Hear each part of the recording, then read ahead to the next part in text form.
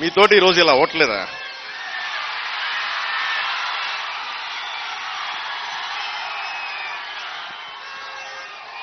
మీరు మార్పు కోరుకుంటున్నారా? వైఎస్ జగన్ ప్రభుత్వం కావాలా? వైసీపీ ప్రభుత్వం కావాలా? మీకు మార్చాలా వద్దా? దానికి నేను మీకు మాటిస్తున్నా. జెండాలు దించామా కొంచెం.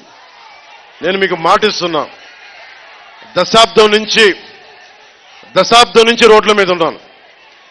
నేను వేలాది మంది కౌలు రైతులకి నా సొంత డబ్బు ఇచ్చిన వాడిని. జనసేన మద్దతుదారులు స్వచ్ఛందంగా వచ్చి ఇచ్చినవాడిని.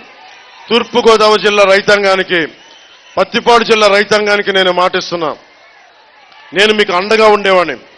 కూటమి ప్రభుత్వం మీకు అండగా ఉంటుంది. ముఖ్యంగా యువతకి మీకు ఎందుకు వనరులు లేవు? మీకు డబ్బులు ఎక్కడికి వెళ్తున్నాయి?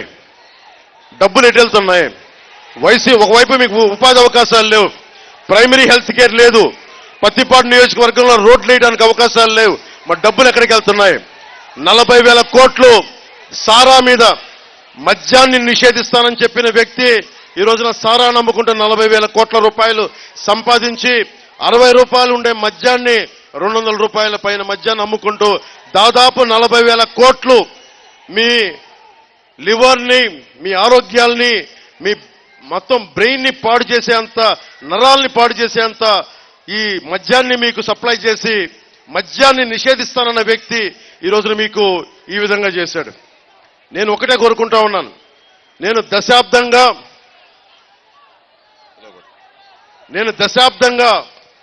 2009లో మన రాజకీయ ప్రస్థానం మొదలు పెడితే నేను మాటిస్తే నిలబడతా. పత్తిపాడు రైతాంగానికి నేను నిలబడుతున్నాను. మీకు ఏదైతే సాగునీటి అవసరాలు ఉన్నాయో వాటికి నిలబడతాను.